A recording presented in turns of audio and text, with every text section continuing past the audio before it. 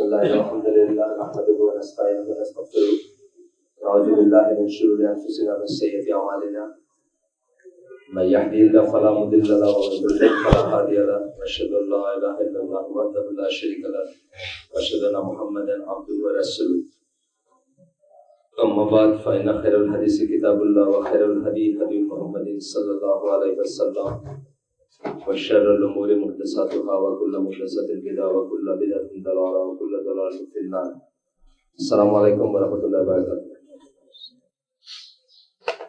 আমরা একটা বই ধরে পড়তেছিলাম, আজকে সেই বইয়ের পরবর্তী ইউটিউব পড়ব।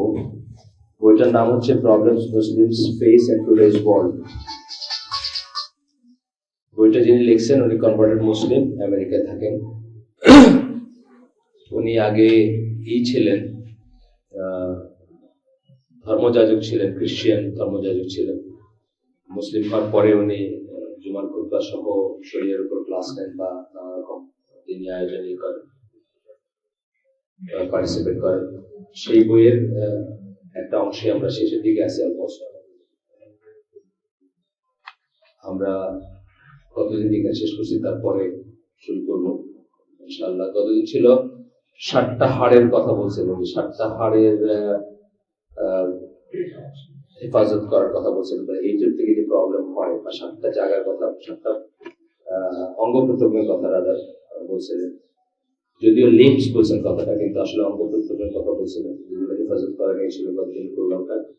আজকেরটা হচ্ছে যে রাসূল সাল্লাল্লাহু আলাইহি ওয়াসাল্লামের প্রফেসি গুলা, রাসূল সাল্লাল্লাহু আলাইহি ওয়াসাল্লাম যে প্রফেসি গুলো করে গেছেন প্রবলেম নিয়ে, প্রবলেমের কারণ নিয়ে এবং সেগুলো রিমেডি নিয়ে, সেই ব্যাপারে আমরা একটু আলোকপাত করব। তো প্রথম এইটা হচ্ছে রাসূল সাল্লাল্লাহু আলাইহি ওয়াসাল্লামের একটা হাদিস। সমস্যা করুন। রাসূল সাল্লাল্লাহু আলাইহি ওয়াসাল্লামের একটা হাদিস যেখানে আল্লাহ রাসূল সাল্লাল্লাহু আলাইহি ওয়াসাল্লাম বলছেন যে, আমরা জানি এই হাদিসের সবাই, হাদিস জিবরিল। এই হাদিসের শেষের দিকে আল্লাহ রাসূল সাল্লাল্লাহু আলাইহি ওয়াসাল্লাম বলছেন যে কিয়ামতের আলামত সম্বন্ধে বলতে গিয়ে বলছেন, that female slave should give birth to her mistress, কৃতদাসী তার মনিবের জন্ম দিবে। And you see poor naked barefoot shepherds of sheep and goats competing in making tall buildings. এটা একটা অংশ, ওই হাদিস জিবরিলের একটা অংশ। কৃতদাসী তার মনিবের জন্ম দিবে, এই কথাটা অনেকভাবে ইন্টারপ্রেট করছেন মানে স্কলাররা। তো বেশিরভাগ যেটা করছেন সেটা হচ্ছে যে মানে ছেলে মেয়েদের কাছে বাবা মারা স্লেভের মতো ট্রিটমেন্ট পাবে, অর্থাৎ ছেলে মেয়েরা বাবা মাদের মনিব হয়ে যাবে আর কি, বা তারা টার্মস ডিক্টেট করবে, তারা করবে। কিয়ামতের আলামত সম্বন্ধে বলতে গিয়ে বলছেন। আর বেয়ারফুট মানে নগ্নপদ মেষ পালক যারা বা মেষ চড়ায় যারা, রাখাল যারা, তারা বড় বড় বিল্ডিং বানানোর ব্যাপারে কমপ্লিট করবে। আমরা আজকে বিভিন্ন ফর্মে এইটা প্রফেসিটা দেখতেছি যে ফুলফিল হচ্ছে। আরবদের কথা যদি ধরি, এরা তো আপনারা জানেন তারা কি ছিল, তারা এখন বুর্জ খলিফা বা ওই ধরনের জিনিস নিয়ে গর্ব করে। বিল্ডিং বানাতে গর্ব করাটা একেবারে A to Z anti Islamic. রাসূল সাল্লাল্লাহু আলাইহি ওয়াসাল্লামের লাইফে তার ওয়াইফ সালামা, তাদের একটা ছিল আপনার, তাদের একটা আপনার এক রুমের বাসা ছিল। তো উনি চাইছিলেন যে একটা এক্সটেনশন করে একটা পাকঘর বানাইতে, রান্নাঘর যেটা বলি আমরা, রান্নাঘর একটা এক্সট্রা হলে ভালো হতো। এইটুকু এক্সটেনশন চাওয়াতে রাসূল সাল্লাল্লাহু আলাইহি ওয়াসাল্লাম বলছিলেন যে এই উম্মার সবচেয়ে বাজে খরচ হবে বিল্ডিং এর পিছনে যে খরচটা হবে। অর্থাৎ উনি বলতে চাইছিলেন যে এটা একটা বাহুল্য, এক রুমে চলে যাচ্ছে, এইভাবে চলুক বা এইভাবে থাকুক।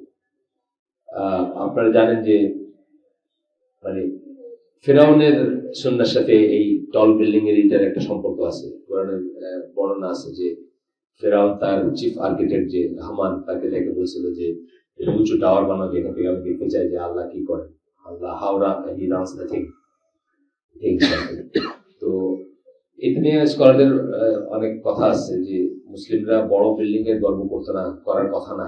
বিল্ডিংটাকে তারা কখনো একটা অ্যাচিভমেন্ট মনে করে না। মুসলিমদের অ্যাচিভমেন্টটা হচ্ছে অন্যদিকে, মানে একটা সমাজ কতটুকু নিরাপদ, কতটুকু সুষম বন্টন আছে সম্পদের, বা মানুষ কত সেফটি সিকিউরিটির ভিতরে আছে, হারমোনি আছে কতটুকু, এটা হচ্ছে মুসলিমদের অ্যাচিভেবল গোল। আর কি বিল্ডিং বানানোটা কোনোদিনই গোল ছিল না। কিন্তু এই কথাটাই রাসূল সাল্লাল্লাহু আলাইহি ওয়াসাল্লাম বলছেন কিয়ামতের আলামত হিসাবে, যে তখন তারা কমপ্লিট করবে।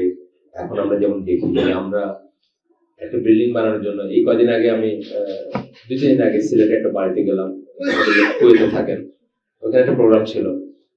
তো আমি সিলেটের গ্রামেই জায়গাটা, আমি খুব অবাক হয়ে গেলাম দেখে যে এত লাক্সারিয়াস টাইলস এবং ই দিয়ে ঘরটা বানানো হয়েছে যে গ্রামে কল্পনাই করা যায় না, যে যেই গ্রামের ভিতরে ইন্টেরিয়ারে। কিন্তু এই ভদ্রলোক হয়তো টাইলস মানে বেসিক্যালি পোড়া মাটি, কিন্তু আমি আগেও বলছি আপনাদের টাইলস অ্যাকচুয়ালি কি মাটি পোড়ায় বানায়, সিরামিক মানে পোড়ানো মাটি, এক ধরনের মাটি, কোন একটা বিশেষ মাটি পোড়ায় টাইলস বানায়।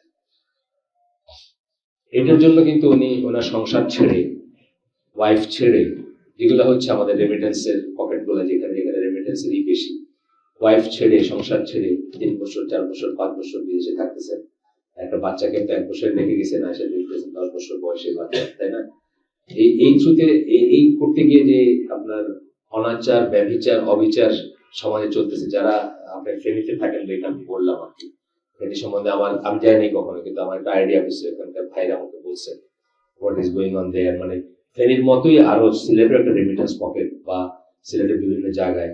তো আসলে কিসের জন্য কম্পিট করতেছে, কিসের বিনিময়ে কি কিনতেছি আমরা? ধরেন ওয়াইফের সাথে থাকা, ফ্যামিলির সাথে থাকা, এগুলা যে হক আদায় করা একে অপরের ইত্যাদি, সবকিছু আমরা স্যাক্রিফাইস করছি কিছু টাইলসের জন্য, কিছু বিল্ডিং এর জন্য, কিছু স্থাপনার জন্য, বা যেটা লোকে দেখবে আর কি। আসলে এই যে বোধটা যে এটা একটা অ্যাচিভমেন্ট, এটাই একটা দীনতা, বা এটাই একটা ফেলিয়ার বলবো আমি ইসলাম মুসলিম হিসাবে বা এই হিসাবে।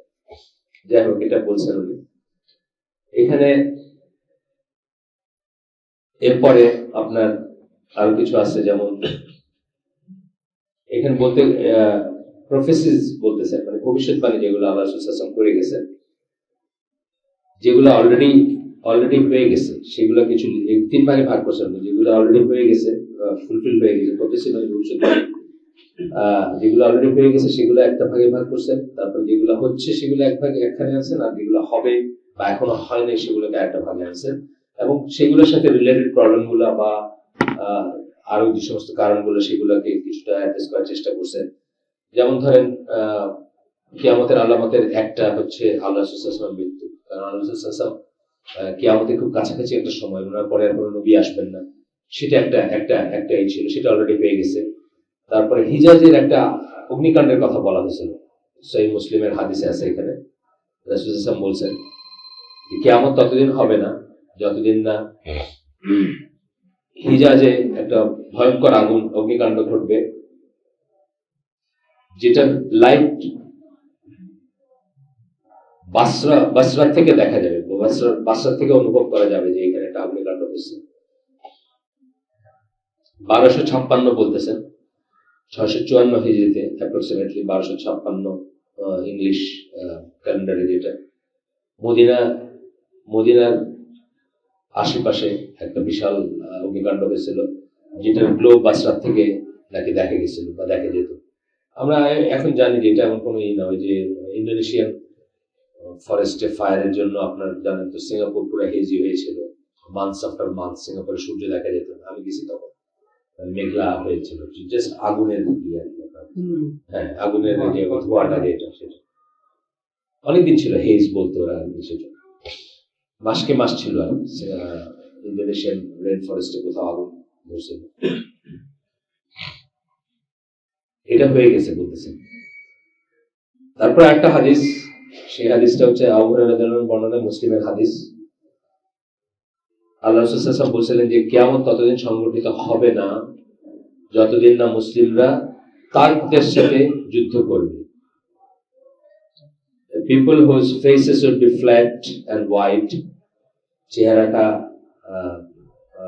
চ্যাপ্টা হবে এবং ফ্ল্যাট হবে, চ্যাপ্টা এবং ফ্ল্যাট মানে চাপা চাপা যেটাকে আমরা বলি, like hammered shields, wearing clothes and of hair মানে পশমের কাপড় বা চুলের কাপড় পরে থাকবে, পশমি কাপড় পরে থাকবে এবং পশমি শু পরে জুতা পরে থাকবে। এটা এরা বলেন যে এই ঘটনাটা তার যে টার্মটা এখানে ইউজ করা হয়েছে এই টার্মটা এখানে প্রযোজ্য। এই ঘটনার কথা বলতেছেন স্কলাররা যে 656 হিজরিতে ইরাকে যে মঙ্গল ইনভেশন সেটার কথা বলতেছেন, যে এই ডেসক্রিপশনটার সাথে মঙ্গলদের মিলে যারা তখন ই করছিল মুসলিমদেরকে কচুকাটা করছিল ইরাকে বা অন্যত্র। ওনারা বলতে চান যে এটা এই প্রফেসিটা ফুলফিল হয়েছে আর কি। তারপরে যেটা the defeat of the Muslims and dividing up of Muslim lands, মুসলিমরা পরাজিত হবে এবং মুসলিম দেশগুলো ভাগাভাগি হবে, এটা হয়ে গেছে আমরা জানি সবাই। পরাজিত হয়েছে কলোনাইজেশন 1798 প্রথম নেপোলিয়ন ইজিপ্টে আসেন এবং তারপর থেকে যে প্রসেসটা শুরু হয় সেটা অনেকদিন পর্যন্ত চলে। আমাদের দেশের ইন্ডিয়া পাকিস্তানের অফিসিয়াল কলোনাইজেশন 1856-57, কিন্তু প্রসেস শুরু হয় 1757-1756 থেকে শুরু হয় ইস্ট ইন্ডিয়া কোম্পানির ওই ইসের ভিতর দিয়ে আর কি। যাই হোক ভাগ তো হয়েছে, আমাদের দেখতেই পাচ্ছি। আপনার ওই ইতে যারা দেখছেন বা জানেন ওই যে লরেন্স অফ অ্যারাবিয়া গল্পটা যারা জানেন, যে তখনকার মদিনার শরীফ যে ছিলেন, মদিনার শাসক যিনি ছিলেন, হিজাজের শাসক যিনি ছিলেন, তারদের অটোমানদের অ্যাপয়েন্টেড যিনি ছিলেন শাসক, তার নাম ছিল শরীফ হোসেন এবং তার ছেলে ফয়সাল এবং মোহাম্মদ, দুজন ছেলে ছিলেন তার। ফয়সালকে নিয়ে তো লরেন্স অফ অ্যারাবিয়া সে তারদের এগেন্সে যুদ্ধ করে এবং ফয়সালকে প্রমিস করা হয়েছিল, মদিনার সেই শাসকের ছেলেকে বা হিজাজের সেই শাসকের ছেলেকে প্রমিস করা হয়েছিল যে তাদেরকে আরব দেশের রুলার বানায় দেওয়া হবে। এই সময়টাতেই ফার্স্ট ওয়ার্ল্ড ওয়ার শুরু হয়, একই সময় হয় এবং ফার্স্ট ওয়ার্ল্ড ওয়ারের অ্যালাইড ফোর্স বা ব্রিটিশদের সাথে সাথে পাশাপাশি এদের একটা ফোর্স ছিল, যে ফোর্সটা আসলে রিয়েলি আগে ঢুকে সিরিয়াতে বা দামেস্কে আগে ঢুকে আর। কিন্তু শেষে বোঝা গেল যে আসলে এই সৌদি আরব ছাড়া আরব দেশের বাকি অংশটাকে আসলে টেবিলের ভিতরে ভাগ করে নিছে ফ্রেঞ্চরা আর ব্রিটিশরা। সাইড পিকট বলে, এগ্রিমেন্ট বলে, এটাকে আপনারা জানেন হিস্ট্রিতে বলে। তারা ভাগ করে নিছে, ভাগ করে নিয়ে সিরিয়াটা ফ্রেঞ্চরা চাইছে আর বাকি অংশটুকু ব্রিটিশরা করছে। সেই ব্রিটিশদের অংশটুকুকে তারা ওই ইসের দুই ছেলের ভিতরে ভাগ করে দিল, একটা ইরাকে একটা জর্ডানে ভাগ করে দিয়েছিল তখনকার দিনে, আপনারা জানেন ট্রান্স জর্ডান যেটাকে আমরা বলি। কিন্তু এই ভাগাভাগিটা ছিল এটা মানে ঐতিহাসিক বিট্রিয়াল আর কি, মানে আরবকে ভাগ করা হবে এটা জানলে হয়তো যারা লরেন্সের সাথে একত্রে যুদ্ধ করে যারা এদেরকে হটাইছে, তারদেরকে হটাইছে, তারা হয়তো এখানে যাইতো না আর কি। এটা একটা খুব বড় গ্রেডের বিট্রিয়াল বলা হয়, মানে ইতিহাসের ইসে যে তাদেরকে পিঠে ছুরি মারার সমান বলা হয় এবং এটা কখনোই ভুলতে পারে না আরবরা এবং এটা লরেন্সও ভুলতে পারে না। এটা বলতে চায় লরেন্সের যারা বায়োগ্রাফি লিখছে তারা বলতে চায় যে লরেন্স কিন্তু এই দুঃখেই শেষ পর্যন্ত মারা গেছে, মানে সে এটাকে নীতিগতভাবে কোনোদিন দিতে পারে না। সে একটা কথা দিয়েছিল আরবদের যে তোমাদেরকে ইন্ডিপেন্ডেন্ট ল্যান্ড দেওয়া হবে, কিন্তু সেটা না দিয়ে সেটা ভালোভাবে করছে ফ্রেঞ্চরা এবং ব্রিটিশরা, এটা সে মেনে নিতে পারে না। এটা বলা হয় তার বায়োগ্রাফার যারা তারা বলেন। সেটা নিয়ে সে অনেক প্রোটেস্ট করছে, অনেকেই করছে, ব্রিটিশ পার্লামেন্টও সেটা নিয়ে কথা বলছে, কিন্তু তাতে কোনো লাভ হয় না। যেন বিশেষ দ্য পয়েন্ট, মুসলিম দেশ ভাগাভাগি হয়েছে আমরা দেখতে পাচ্ছি সারা দুনিয়াতে। এখন 50টার বেশি, বোধহয় 48টা ওআইসি মেম্বার দেশ ছিল আগে, এখন বোধহয় আরো বেশি এই নেশন স্টেটে ভাগ ভাগ করা হয়েছে, সেটা আমরা দেখতে পাচ্ছি। এটা আবু দাউদ এবং আহমদের একটা হাদিস, সেখান থেকে বলা হয়েছিল এটা একটা যদি চান আমি পড়তে পারি হাদিসটা। রাসূল সাল্লাল্লাহু আলাইহি ওয়াসাল্লাম বলতেছেন, people will soon summon one another to attack you, like people who are eating invite others to share their food. মানে অন্য মানুষরা তোমাদেরকে আক্রমণ করার জন্য একে অপরকে আহ্বান জানাবে, যেমন ভাবে খাওয়ার সেই পাত্রে মানে খাওয়ার টেবিলে বসলে কেউ একজন একজনকে বলে যে আসেন খান, আমাদের সাথে একটু খান। এইভাবে someone else, will that be because of our small numbers at that time? এটাকে আমাদের এই হাদিস আমরা সবাই জানি, তারপরে আমি করতেছি যেহেতু নতুন কিছু ভাই আছেন ভাই, যে এটাকে এই জন্য যে এটাকে এই জন্য যে আমরা সংখ্যায় কম হবো ওই সময়, রাসূল সাল্লাল্লাহু আলাইহি ওয়াসাল্লাম বলেন না, সেই জন্য না। you will you'll be numerous at that time, অনেক অনেক সংখ্যা তোমার অনেক হবা তখন, but you will be froth and scum like that carried down by torrent of water. মানে সমুদ্রের ফেনাতে যেরকম সমুদ্রের যখন একটা হয় মানে ঢেউ বা কমোশন হয় পানিতে, তখন যেরকম ফেনা হয়, আমরা সমুদ্রে যারা কক্সবাজার গেছেন বা অন্যত্র গেছেন হয়তো যেখানে ঢেউ আসছে পড়ে ওখানে ফেনা হয়, সেরকম জিনিস, সেরকম অনেক হবে, সেরকম ফেনার মতো হবে। মানে তোমাদের কোনো ওয়েট থাকবে না, নাম্বারে অনেক হবে কিন্তু তোমাদের কোনো ওজন থাকবে না, তোমাকে কেউ বুঝবে না, কেউ পাত্তা দিবে না, কেউ ভয় পাবে না তোমাদের ইত্যাদি। And Allah will take the fear of you from the breast of your enemy. তোমাদের শত্রুদের বুকের থেকে তোমাদের ভয় সরায় নিবে না। আমরা জানি যে যুদ্ধে আল্লাহ যেভাবে যে সমস্ত ওয়েতে আল্লাহ যুদ্ধের সময় মুসলিমদের হেল্প করেন, তার একটা হচ্ছে যে আপনার শত্রুর ভিতরে আপনার ব্যাপারে ভয় ঢুকায় দেন। আমরা বদরযুদ্ধের ডেসক্রিপশন জানি, এই বদরযুদ্ধে তারা দেখতেছিল কি যে তারা মানে সংখ্যায় অনেক বেশি দেখতেছিল, আসলে যে সংখ্যা ছিল মুসলিমরা তার চেয়ে অনেক বেশি দেখতেছে বা ইত্যাদি ব্যাপার হয়, সেই ভয়টা আল্লাহ সরায় নেবেন। এবং মুসলিমরা কিন্তু মানে মুসলিমদেরকে আপনার সমশক্তি জড়ো করতে বলছেন, আল্লাহ বলছেন, আল্লাহ রাসূল বলছেন, এবং সমশক্তিতে ফিয়ার্স হইতে বলছেন, যেন তাদের শত্রুদের ভিতরে তাদের ব্যাপারে ভয় ঢোকে। Not really asking for confrontation. একটা ভয় কিন্তু অনেক সময় কনফ্রন্টেশনটাকে করতে পারে।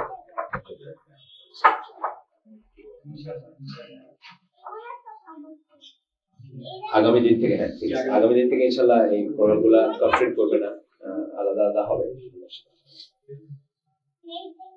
আজকে প্রথম তো ফ্রাইডে স্কুলের এই চাই জন্য এটা আপনাদের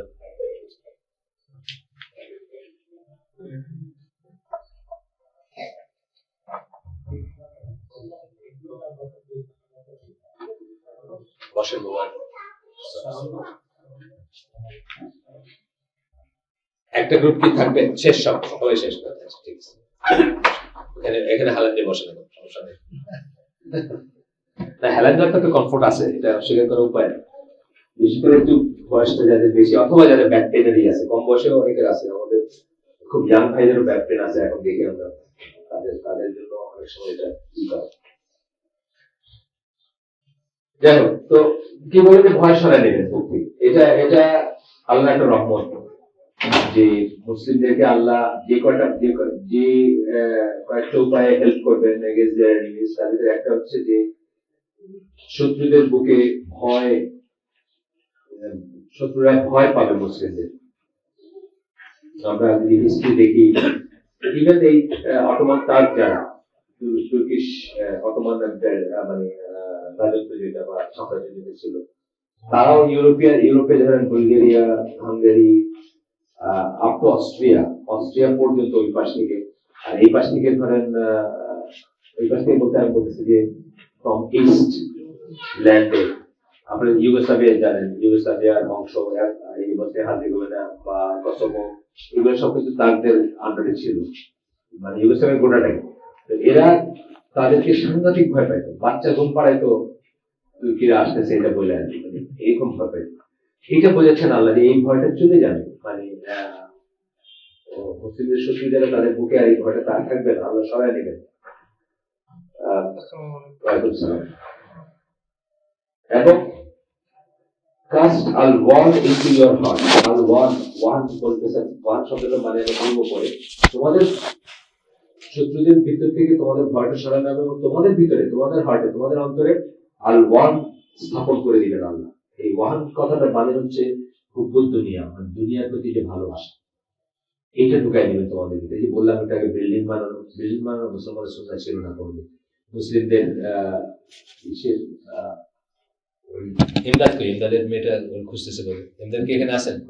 আচ্ছা, বাথরুমে গেছেন। তুমি এসে বসো, এখানে এসে বসো, তোমার আব্বু বাথরুমে গেছে, ভিতরে এসে বসো। সো এই হুব্বুদ দুনিয়া দিয়ে দিবেন আপনার ভিতরে। ওয়ান কি, এটা সাহাবীরা জিজ্ঞেস করছিলেন, তখন আল্লাহ রাসূল বলছেন যে love of the world and dislike of death, মৃত্যুকে ঘৃণা করা, ডেথ রেজিস্ট করা। আজকালকে যত ঢাকা শহরের সবচেয়ে বড় হসপিটালগুলোর মেইন বিজনেস হচ্ছে লাইফ সাপোর্ট, মানুষ মরতে চায় না। 85 বছর বয়স হয়েছে, 90 বছর বয়স হয়েছে, তাও মরতে চায় না। মানে কেমনে করে আরেকটু থাকা যায়, আরেকটু করা যায়, তাই না? হ্যাঁ, মরার পরে তো দিয়ে রাখে, এটা তো হচ্ছে এই কমার্শিয়াল একটা ব্যাপার আছে। আর যারা তারাই বলতে পারতেন, তারাই জীবদ্দশায় বলতে পারতেন, যারা অ্যাপ্রোচিং দ্য মানে ন্যাচারাল এজ অফ ডেথ, তারা বলতে পারতেন যে আমার কিন্তু আইসিইউতে ঢুকায় না, আমার কিন্তু লাইফ সাপোর্টে নিও না, আমার মৃত্যুরে আমি রেজিস্ট করতে চাই না, বুঝছেন না? ডেথ রেজিস্ট করা মানে এটা নিয়ে একজন স্কলার লেখা আছে যে মানে যে আখিরাতে কিছু পাঠায় নাই সে তো রেজিস্ট করবেই, সে যাবে কেন এখানে, সে তো সবকিছু এইখানে, সমস্ত প্রাসাদ, সমস্ত সম্পদ, সোনার মহল বানায় এখানে রাখছে, বুরুজ খলিফা এখানে বানাইছে, সে আখিরাতে যাবে কেন এখানে, মানে মরতে চাবে কেন? তো ওই স্কলার বলতেছেন যে এরকম লোককে যখন মৃত্যুর ফেরেশতারা এই করে, তারা রানওয়ে স্লেভের মতো বিহেভ করে। মানে ওই আগের দিনে কৃতদাস পালায় গেলে, ধরেন পালায় গেছেন, আপনি থাকেন নোয়াখালীতে, আপনার কৃতদাস পালায় মিরেশ্বরে পর্যন্ত চলে গেছে, কেউ একজন তারা ধরে নিয়ে আসতেছে, এখন সে আসতে যাবে? সে আসতে যাবে না, সে চিন্তা করবে গেলে আমার কত দৌড়া মারবে, আমি বাইরে আসতে, এটা রানওয়ে স্লেভের মতো বিহেভ করবে যারা। আর যারা আখেরাতে কিন্তু পাঠাইছে তারা এমন ভাবে বিহেভ করবে যে সে অন্য জায়গায় বেড়াইতে গেছিল, এখন ঘরে ফিরে আসতেছে। কারণ আসলে তো ইটার্নিটি তো হচ্ছে মৃত্যুর পরে শুরু হবে, তাই না? আপনার মেইন ইসলামিক বিশ্বাস মতে বা মুসলিম বা যে কোনো বিশ্বাসের মতে যে আল্লাহ আখিরাতে বিশ্বাস করে, তার রিয়েল ইটার্নিটি বা রিয়েল লাইফটা শুরু হবে মৃত্যুর পরে, যেটা ইটার্নাল লাইফ, যেটা শেষ নাই করবে। এখানে সে ট্রানজিশনাল একটা মানে ট্রানজিটরি একটা ইসে আসছিল, ট্রানজিশনাল একটা পিরিয়ডে ছিল, কিছু কাজ করতে আসছিল, সেই কাজগুলো করছে, কইরা রেমিটেন্স সব পাঠাইছে হলো ওইখানে। এখন সে বাসায় তারা যখন ফেরেশতারা নিতে আসবে, ওই যে একটা আয়াত আছে না যে কোনো ভয় নাই, এসে তারা বসবে মৃত্যু ফেরেশতারা, এই দুনিয়ায় আমরা তোমাদের ছিলাম, ওইখানেও থাকবো তোমাদের, নাহনু আউলিয়াকুম ফিল হায়াতিদ দুনিয়া, এই যে বলতেছে। তো আমরা এখানেও ছিলাম, ওইখানেও তোমাদের থাকবো, আউলিয়া থাকবো, বন্ধু থাকবো, তোমাদের প্রোটেক্টর থাকবো, ফ্রেন্ড থাকবো। তো যারা ওইভাবে চলবে তারা এখানে আসছে কি, এরা আসছে একটা মানে বেড়াইতে আসছে মতো, বা একটা ভয়েজে আসছে, বা এটা মুসাফির হিসাবে আসছে, সে তার রিয়েল বাড়িতে যাবে এরকম বিহেভ করবে সে। এই জিনিসটা চলে যাবে মুসলমানদের ভিতর থেকে, চলে গিয়ে কি হবে, হুব্বুদ দুনিয়া আসবে, তখন তারা ওই যে ফেনার মতো হবে, তাদের কোনো ওয়েট থাকবে না, তাদেরকে নেশনরা অ্যাটাক করবে, ভাগাভাগি করে নিবে জাতিগুলা, যেটা যেটা করে নিছে আপনাদেরকে অলরেডি। এরপরে আমরা পড়তেছি কি যে রাসূল সাল্লাল্লাহু আলাইহি ওয়াসাল্লাম যে প্রফেসি গুলা করে গেছেন, যে ভবিষ্যৎবাণী গুলো করে গেছেন, তার সাথে সাথে যে প্রবলেম গুলোর কথা বলছেন, কেন আমাদের কি প্রবলেম হবে এগুলো বলে গেছেন। এই যে এখানে বললেন প্রবলেমটা কোথা থেকে আসবে, যখন আমরা মৃত্যুকে রেজিস্ট করব, মৃত্যুকে ঘৃণা করব এবং জীবনকে এত ভালোবাসবো যে আমরা মরতে যাব না, তখনই আমাদের এই ভাগাভাগি করে নেবে, টুকরা টুকরা করে নেবে, সেটা হয়ে গেছে অলরেডি। এটা যদি বললাম 1798 শুরু হয়েছে প্রসেসটা, নেপোলিয়ন যখন প্রথম ইজিপ্টে আসলেন, তারপর থেকে নিয়ে এই পর্যন্ত। এখন আমি তো মনে করি এখনো চলতেছে। কলোনাইজেশন কি শেষ হয়েছে নাকি? আমি তো মনে করি না শেষ হয়েছে, আমি মনে করি এখনো চলতেছে, এবং এখন আরো সহজভাবে চলতেছে, আরো ব্যাপকভাবে চলতেছে, এখন আরো সহজভাবে চলতেছে, ব্যাপকভাবে চলতেছে। আগে হয়তো আপনার ওই গলা চিপা বা ওই কি বলে সোনাইমুড়ি, এটা ব্রিটিশ জানতো না যে সোনাইমুড়ি একটা জায়গা আছে বা ওইখানে কি চলতেছে। এখন আপনার ইন্টারনেটের বদলতে, মোবাইল ফোনের বদলতে গুহার ভিতরে কি করে চলতেছে সেগুলো তারা জানে, আমেরিকায় বসে জানে না, সেগুলো জানে না। এরপরে আসতেছে ভবিষ্যৎবাণী, স্যাংশন অন ইরাক, ইরাকের উপরে একটা এমবার্গো, স্যাংশন বা একটা অবরোধের কথা আল্লাহ রাসূল সাল্লাল্লাহু আলাইহি ওয়াসাল্লাম প্রেরিত করছিলেন। ওইটা আপনার ছেলে, আমি তো চিনতেছি না, বুঝছি আল্লাহ রাসূল সাল্লাল্লাহু আলাইহি ওয়াসাল্লাম প্রেরিত করছিলেন। সেই স্যাংশনটা 1900 আল্লাহ রাসূল সাল্লাল্লাহু আলাইহি ওয়াসাল্লামের হাদিসটা মুসলিমের হাদিস, যেখানে উনি বলতেছেন, জাবির বিন আব্দুল্লাহ বলেন, রাসূল সাল্লাল্লাহু আলাইহি ওয়াসাল্লাম বলেন,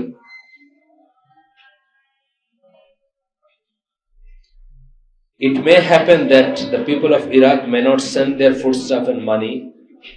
এমন হইতে পারে যে ইরাকের মানুষজন তাদের টাকা পয়সা এবং খাদ্যদ্রব্য পাঠাতে পারবে না। We said, who would be responsible for it? সাহাবীরা জিজ্ঞেস করলেন যে এটার জন্য কারা দায়ী হবেন বা কে দায়ী হবেন? রাসূল সাল্লাল্লাহু আলাইহি ওয়াসাল্লাম বললেন, the non-Arabs would prevent them. non-Arabরা এটাকে মানে বাধা দিবে। তো অনেক স্কলার মনে করেন যে 1990 সালের থেকে শুরু করে 2003 পর্যন্ত, ফাইনালি যখন আমেরিকা ইরাক অ্যাটাক করলো, তার আগে পর্যন্তই একটা এমবার্গো বা স্যাংশন ছিল ইরাকের উপরে। অনেক স্কলাররা মনে করেন যে এটা সেই প্রফেসি ফুলফিল হয়েছে বা সেটার কথা বলে গেছেন। আচ্ছা, তারপরে কি, the loss of Palestine, Chechnya and other Muslim lands and the reasons why the Muslims lost them. Chechnya, Palestine এবং অন্যান্য মুসলিম দেশ হারায় ফেলার কথাগুলো বলতেছেন উনি, এবং কেন সেগুলো হারানো হয়েছে। The spread of AIDS and the current state of Muslims and Middle Eastern political affairs. AIDS এর কথা বলবেন এবং এখনকার মুসলিমদের অবস্থা এবং পলিটিক্যাল অবস্থার কথা বলবেন। এখানে একটা বড় হাদিস আছে, আমরা অল্প, এই হাদিসটা খুব ইম্পর্টেন্ট, আপনারা শুনছেন, কিন্তু তারপরে আমরা পড়ি দেখি, আমরা আগে যদি কেউ না শুনে থেকে। আব্দুল্লাহ ইবনে ওমরের বর্ণনা আসতেছে, রাসূল সাল্লাল্লাহু আলাইহি ওয়াসাল্লাম বলেন যে রাসূল সাল্লাল্লাহু আলাইহি ওয়াসাল্লাম তাদের কাছে আসলেন এবং বললেন, ও ইমিগ্রেন্টস, মুহাজিরদের উদ্দেশ্য করে বললেন, হে মুহাজিররা, you may be afflicted by 5 things. Allah subhanahu wa ta'ala forbid that you should live to see them. বলতেছেন যে তোমরা 5 রকমের ফিতনা তোমাদের ভিতর, মানে খারাপ জিনিস তোমাদের ভিতরে আসতে পারে, আল্লাহ মাফ করুন, তোমরা ততদিন যেন বেঁচে না থাকো এগুলো দেখার জন্য, অর্থাৎ তোমরা যেন না দেখো আর কি, এটা বোঝাচ্ছেন, তোমাদের পরে হোক বা এই হোক। তখন বলতেছেন সেই জিনিসগুলো কি এবং কেন হবে। প্রথমে বলতেছেন জিনা যদি ছড়ায় পড়ে চারিদিকে, শুড বিকাম ওয়াইড স্প্রেড, ছড়ায় পড়বে চারিদিকে বা ছড়ায় পড়ে যদি, you should realize that this has never happened without new diseases befalling the people which their ancestors never suffered.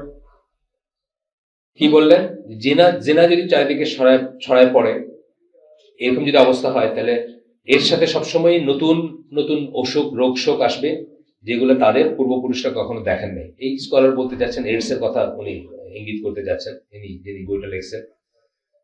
এবং আমরা জানি যে আমাদের দেশে 67% অফ আরবান ইন্টারমিডিয়েট লেভেলের ছাত্রছাত্রীরা they have tested life already. এটা একটা সার্ভেতে আসছে, আপনারা জানেন, আগে বলছে 67%। আমরা চোখ বুঝে থাকি, মনে করি যে আমাদের ছেলেমেয়েরা এইসবের নাই, অন্যরা যারা খারাপ, যারা পচা, যারা আসলে এটা এমন একটা ফিল্ড যেটা চোখ বুঝে থাকলেও আপনার ঘর পর্যন্ত এসে পৌঁছাবে। কারণ আপনি যদি সমাজে উঠা বসা করেন, সমাজে যেসব নর্মস, সেসব নর্মসকে যদি আপনিও নর্মস বানিয়ে নেন, তাহলে আপনার পারমিশনের অপেক্ষায় থাকবেন, আপনার ঘর পর্যন্ত আসার আগে অটোমেটিক্যালি আসবে। সমাজে যে সমস্ত নর্মস গুলা বলতে আমি বোঝাচ্ছি যে কালকে রাতে যেমন ধরেন, আপনারা তো সবাই কম বেশি টের পাইছেন না কালকে রাতে, মধ্যরাতে কি হয়েছে। আমি তো একদম বাচ্চাদের ভয়েস শুনছি, বাচ্চা বলতে মানে 3 বছর 4 বছরের মেয়েদের ভয়েস শুনছি, হ্যাপি নিউ ইয়ার বলে চিল্লাইতেছে। কোথাতে কি হ্যাপি, কি হ্যাপিনেস সেটাও জানে না। মানে ছাগলের 3 নম্বর বাচ্চা আছে না, মানে 2 বাচ্চা দুধ খায়, থার্ডটা দেখে লাফায় আর কি। আমাদের হ্যাপিনেস, কিন্তু কতগুলো হ্যাপিনেস, কেন হ্যাপি এটাও জান না। আপনি জিজ্ঞেস করেন এটা হ্যাপিনেসের কি হলো, বলতে পারবে না। কেন খুশি তুমি, নতুন বছর কি দিয়ে খুশি। ইভেন এটা শুধুমাত্র তাদের ভিতরে তাদের মানে ইউনিক জিনিস তা না। আমি বলতেছি যে আমাদের ভিতরে ঈদের দিনে যে আমরা খুশি করি, ঈদের দিনে খুশি বলতে আমরা কি বোঝাই, নতুন কাপড় পরা, রাস্তায় রাস্তায় ঘুরে বেড়ানো, এই ধরনের কিছু জিনিসের ভিতরে চলে আসছে না, হই হুল্লার করা। কিন্তু আপনি জিজ্ঞেস করেন যে এখানে একজন মুসলিমের খুশি হওয়ার কি ব্যাপার আছে, খুশি কেন, তুমি কেন খুশি, বলতে পারবে না কিন্তু কেন খুশি। কিন্তু সবাই খুশি তাই আমিও খুশি, মানে এইরকম একটা ব্যাপার চলে আসছে। কালকে রাতে নিউ ইয়ার্স যে পটকা ফুটতেছে, চিল্লাচিল্লি করতেছে, ছোট ছোট বাচ্চারা চিল্লাইতেছে হ্যাপি নিউ ইয়ার। জিজ্ঞেস করেন যে এটা মিনিং কি বা কেন করতেছো, কি খুশির ব্যাপারটা কি, তা বলতে পারবে। ঈদের ব্যাপারে যেমন, ঈদের ব্যাপারে আমি দেখছি অনেকেই জানে না যে কেন এটা একটা খুশির দিন, মানে কেন ঈদ, কেন উৎসব, সেটা জানে না। ঈদের ব্যাপারটা, আমাদের উৎসবটা আমি আগেও বলছি বা আমার লেখালেখিতে চেষ্টা করছি বলতে, ইসলামের স্বাতন্ত্র্যের ভিতরে ইসলাম অনেক দিক দিয়ে অন্য সকল দিন থেকে আলাদা। আর একটা স্বতন্ত্র হচ্ছে কিন্তু এই ব্যাপারটা যে আমাদের উৎসবটাও কিন্তু সবার চেয়ে আলাদা। অন্য সকল ধর্মাবলম্বী সকল জাতির উৎসব আর আমাদের উৎসবের চরিত্র একদম আলাদা। অন্য সকল উৎসব হচ্ছে কি বলবো, পারমিসিভিটি বা পারমিসিভনেস অথবা প্রমিসকিউটির উৎসব। মানে সাধারণ দিনে যেটা চলে না, যে লুচ্চামি, যে উচ্ছলতা, যে বাদ ভাঙা ব্যাপার, সেই সব জিনিসগুলো ওই সব দিনগুলো জায়েজ হয়। যেমন ক্রিসমাসের দিনে আপনি দেখবেন, হিন্দুদের এই দোল যাত্রাতে আপনি দেখবেন, বা ইসের যে ওয়াটার ফেস্টিভ্যাল বলে একটা জিনিস আছে, কি বলে, আজকে কি আমরা মেয়েদের জন্য জায়গা রাখি না এখানে, না এই শুক্রবারে কিন্তু এখানে বসেন মেয়েরা, মানে আমি কয়েকজনকে দেখলাম উপরে যাইতেছেন, কেন যাচ্ছে আমি জানি না, ফ্রিজের ব্যাপার হলে ঠিক আছে, কিন্তু এই সংক্রান্ত ব্যাপার হলে এটা একটু ভুল হয়ে গেল না মনে হয়। এখন এখন তো হালকা শেষের দিকে, তারপরে দেখেন যে মানে উপরে দেখলাম কয়েকদিন যাচ্ছেন। তো ওয়াটার ফেস্টিভ্যাল, আমি বার্মিজের সাথে চাকরি করছি জাহাজে, খুব ছুটিটাকে প্ল্যান করতো ওয়াটার ফেস্টিভ্যালের সাথে মিলায়। ওই দিন ওই সময় তারা বার্মায় থাকতে চায় না। আমি জিজ্ঞেস করলাম এটা কি জিনিস, বলে এই 3-4 দিনে কোনো লাইসেন্স নেই আর কি, মানে যে যার সাথে যা করতে পারে, অর্থাৎ ইয়াং ছেলেরাই পানির হোজ নিয়ে মেয়েদের গায়ে পানি ছিটাবে, এবং এটা একটা আনন্দের উৎসব আর কি। তাহলে ইসলাম ছাড়া বাকি সকল ধর্মাবলম্বী অথবা সকল সমাজ ব্যবস্থায় উৎসবগুলো হচ্ছে লুচ্চামির একটা সুযোগ আর কি। সাধারণ দিনে যেটা পারমিটেড না, ওইটা ওই দিনে পারমিটেড। আমরা আনফর্চুনেটলি ওই ধরনেরই হয়েছি, আমাদের গুলাও এরকম হয়ে গেছে। আমাদের দেখেন না, মানে সাজ্জা গুজ্জা নতুন কাপড় পরে পাড়ায় পাড়ায় ঘুরে বেড়ানো, এটা হচ্ছে উৎসবের একটা কিন্তু এটা হওয়ার কথা ছিল না। আমাদের উৎসবটা স্বতন্ত্র ছিল, স্বাতন্ত্র ছিল উৎসবের। কি ছিল আমাদের উৎসবগুলো হচ্ছে নর্মাল দিনের চেয়েও আরো বেশি রিলিজিয়াস। আমাদের উৎসবের 2টা দিন, আমাদের উৎসব তো 2টা আল্লাহ রাসূল বলে গেছেন, ঈদ উল ফিতর, ঈদ উল আযহা। নর্মাল দিনে আমরা পাঁচ ওয়াক্ত সালাত, আমরা 5 ওয়াক্ত সালাত আদায় করি। ওই দিনে আমরা আরো একটা এক্সট্রা সালাত আদায় করি। আমাদের ওই উৎসবটা হচ্ছে 2টা রিলিজিয়াস রাইটের সাথে যুক্ত। একটা হচ্ছে সারা মাস সিয়ামের পরে আমরা ওই দিন রোজা ভাঙি, এটা শুকরিয়া জানাইতে আমরা মাঠে যাই। সালাতে সেই শুকরিয়াটা আমরা জানাই যে আমাদেরকে আল্লাহ তৌফিক দিয়েছেন 1 মাস রোজা রাখার, এবং তারপরে আল্লাহ আমাদেরকে যেটুকু সামর্থ্য দিয়েছেন সেটুকু সামর্থ্যের ভিতরে আমরা একটু বেটার খাওয়া দাওয়া করি এবং সেটা অন্যের সাথে শেয়ার করি। এটা তো ইম্পর্টেন্ট জিনিস। কিন্তু যারা ডাউন ট্রোডেন, যাদেরকে আল্লাহ সে তৌফিক দেন নাই, তাদেরকে ডেকে আমরা পাশে বসাই বা তাদেরকে নিয়ে একটা কিছু ভাগাভাগি করে এই করি। ঈদ উল আজহাও তাই। একটা আপনারা জানেন যে শ্রেষ্ঠ 10 দিন হচ্ছে ওই ওই ওই 10টা দিন আপনার ইবাদতের জন্য। হ্যাঁ, জিলহজের প্রথম 9 দিন বা 10 দিন। এবং ওই সময়টা আমরা কি করি, আমরা আরেকটা ইবাদতের সাথে টাইড আপ। ওই ইবাদতের পরে আমরা যারা হজে গেছেন আমাদের, তারা এক ধরনের করে সেলিব্রেট করেন, আমরা আরেকজনকে সেলিব্রেট করি। আমরা কোরবানি করি। কোরবানিটা কিন্তু আল্লাহর জন্য করি এবং এটা একটা রিলিজিয়াস রাইট। এইগুলো জিনিস করি। আমাদের এটা হচ্ছে আরো ধর্মীয় বানায়, আমাদেরকে আরো ইসলামাইজ করে, আরো ইসলামের কাছে নেয়, আরো মানুষের সাথে সবকিছু শেয়ার করারই করে, আরো আমাদেরকে তাকওয়া অর্জন করারই করে। কারণ আমরা জানি কি যে মানে এইটা আমরা যে কোরবানি করি, এটা কিন্তু একটা তাকওয়ারই, এটা তাকওয়ার সম্মত কাজ, তাকওয়া সম্মত কাজ। তাহলে এখানে আমাদের স্বাতন্ত্র, এবং আমরা আনন্দটা আমাদের কোথায়? আনন্দের মেইন জিনিস হচ্ছে যে আমরা আল্লাহর কথা মতো আল্লাহর আনুগত্যের একটা সময় পার করে শেষ করে আল্লাহর কাছে শুকরিয়া জানাচ্ছি। এই যে আনুগত্যের শেষ করতে পারলাম, একটা ইবাদত শেষ করতে পারলাম, পরিপূর্ণভাবে করতে পারলাম, এইটাই হচ্ছে স্যাটিসফ্যাকশনের মেইন রিজন। লেহেঙ্গা পরে রাস্তায় রাস্তায় বেপরদা ঘুরে বেড়ানোটা এই আনন্দ না, বুঝছেন না ব্যাপারটা? এটা অনেকে আমরা জানি না। এই জন্য বাচ্চাদের জিজ্ঞেস করলে, কালকে যেরকম বললাম যে হ্যাপি নিউ ইয়ার বলে চিৎকার করতেছে, জানে না কি করতেছে। একইভাবে ঈদের খুশিটা কোথায় সেটাও কিন্তু জানে না। মনে করে এই বেপরদা হইহুল্লার করা, ওয়াটার ওয়ার্ল্ড না কি আছে না আপনাদের, ফ্যান্টাসি আইল্যান্ডে যাওয়া, এগুলোই হলো ফুর্তির ইয়ারস্টিক। যাই হোক, আসি আমরা ফিরে আবার জিনার কথা বললাম। র্যাম্পেন্ট জিনা যখন হবে তখন এই ব্যাপারটা হবে। মানুষ যখন ওজনে কম দিতে শুরু করবে, উইচ ইজ এখন আমাদের দেশে খুবই বহুল প্রচলিত ব্যাপার একটা। আমাদের এই ভাই সবুজ উদ্যোগে যে ভাই আছেন, উনি গত রমাদান মাসে চিন্তা করলেন যে সব জিনিসের দাম কমায়া উল্টা একটা নজির স্থাপন করবেন। করছিলেন না সেটা, সবকিছুর দাম নর্মাল সময়ের চেয়ে কমায় দিয়েছিলেন। কমায় দিয়া যতদিন তার স্টক আছে ততদিন, স্টক শেষ, বেচা বিক্রি শেষ। করতে গিয়ে দেখলেন যে 1 লিটারের নাকি কোনো বোতলই নাই। তেল কই থেকে দিবেন 1 লিটার? মানে উনি তো তেল বাল্কে নিয়ে আসছেন, তাই না? 1 লিটারের বোতলে করে এখন 1 লিটার করে মাইপা দিবেন মানুষের। তো যেসব তেলগুলো 1 লিটার করে বিক্রি করতেছে বাজারে, একটাও 1 লিটার ধারণই করতে পারে না। 1 লিটারের বোতলই নাই। তারপরে আপনার দই যে কিনেন আপনারা বাজার থেকে 1 কেজি, ওইটা 900 গ্রাম কিনেন, মানে এটা 900 গ্রাম। আপনার এই বসুন্ধরার এই যে আবাসিক এলাকা আছে, ওর মুখে আমি জানি এক্স্যাক্টলি বলতে পারবো না, পাশাপাশি নাকি 2টা মুদির দোকান আছে, একটা হিন্দুর একটা মুসলমান। মুসলমান দোকানটা ভালো চলে না, হিন্দু দোকানটা একদম দিয়ে সারতে পারে না কিছু। কি ব্যাপার? সব জিনিসের দাম মুসলমান দোকানে কম হয়ে যায়। পরে দিয়ে আবিষ্কার হয়েছে যে সব জিনিস ওজনে এখানে কম।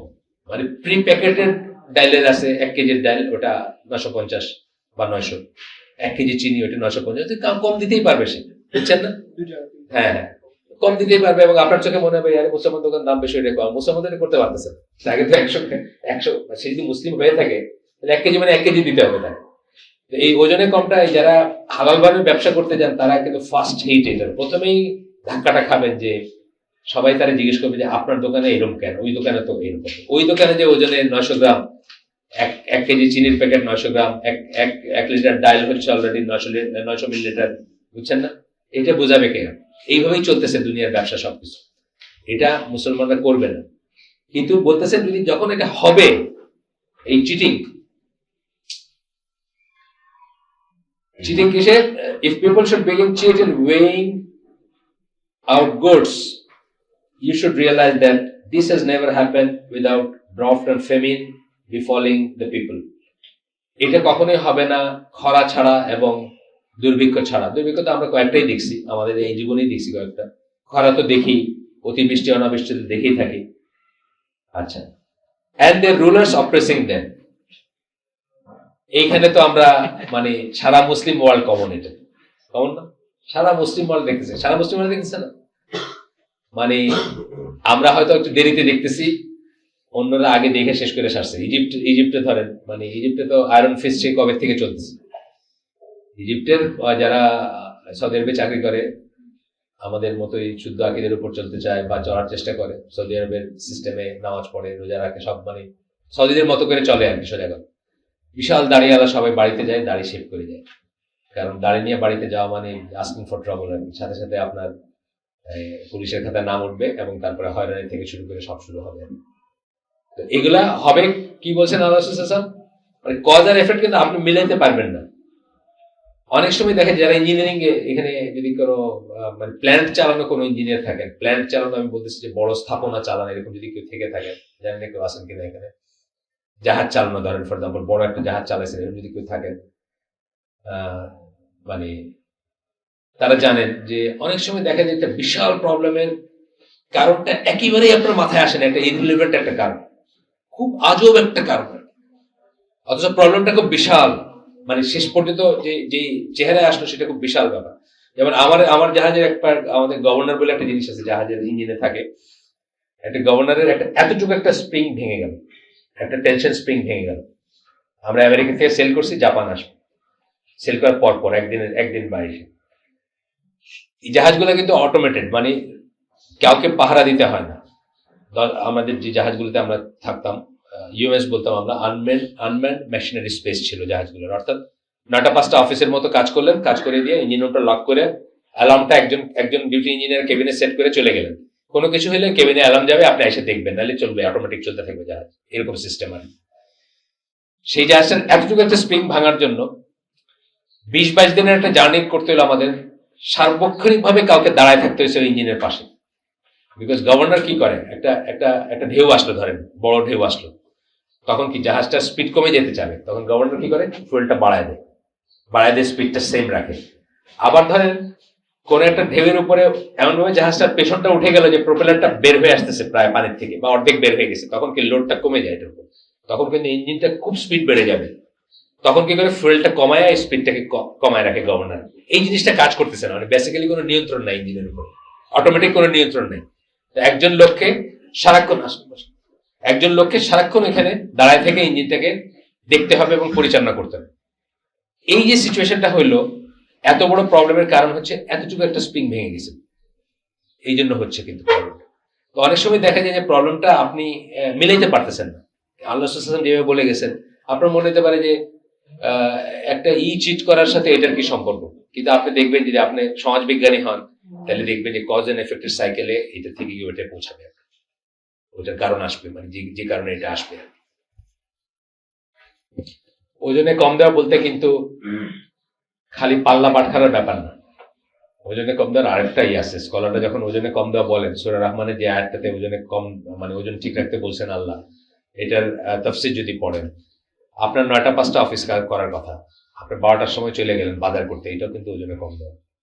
আপনি কন্ট্রাক্ট সাইন করছেন যে আপনি 9টা থেকে 5টা অফিসে থাকবেন, 5 days a week থাকবেন, আপনি যে এই যে চলে গেলেন, এটা কিন্তু ওজনে কম দেবে। বুঝছেন না ব্যাপারটা? সব স্কলাররা, মানে বড় যত স্কলার কোরআনে তাফসীর করছেন, তারা কিন্তু ওজনে কম দেওয়া বলতে যে কাজটা করার কথা আপনি বলছেন সেটা করলেন না। আজকাল যেটা হয় আর কি, মানে এই যে ওই আমাদের এক দিনী ভাই একটা কনস্ট্রাকশন ফার্মে চাকরি নিচ্ছেন, সিভিল ইঞ্জিনিয়ারিং এর ডিপ্লোমা ওনার, কিন্তু ওই কনস্ট্রাকশন ফার্মটা কাজ করতেছে এলজিআরডির কাজ করতেছে। এলজিআরডির কাজ করতেছে, ওদের লাভ করা অসম্ভব যদি কাজ করে আর কি। লাভটা আসবে কাজ না করার ভিতর থেকে, কাজ কম করার ভিতর থেকে, না করার ভিতর থেকে, মানে ফাঁকি দেওয়ার ভিতর থেকে, চুরি করার ভিতর থেকে লাভ। যদি নর্মাল কাজ করে কোনোদিন লাভের কোনো প্রশ্ন ওঠে না, চাকরি ছেড়ে দিবে। 10-12 দিন হয়েছে, উনি আর চাকরি করতে পারবেন না। ওনাকে দিয়ে উনি চাইছিলেন যে একটা কর্নারে উনি একটা ঢোকা, যেখানে মিথ্যা কথা বলতে না, এই কাজগুলো ডিরেক্টলি করতে না। ধরেন দারোয়ান বানায় দিল, এখন দারোয়ানের কাজের সাথে হয়তো ডিরেক্টলি রিলেটেড না এটা, কিন্তু এটা আর হয় না আর কি। এখন উনি চাকরি ছেড়ে দিবে, 10-12 দিন ছেড়ে দিবে, হয়তো পারবে না চাকরি করতে এখানে। বিকজ তারা তাকে বলছে যে তাহলে আমাদের কোনো লাভই নাই আর কি, এটা যদি না করি তাহলে এই টেন্ডারের বা এটার কোনো মানে হয়।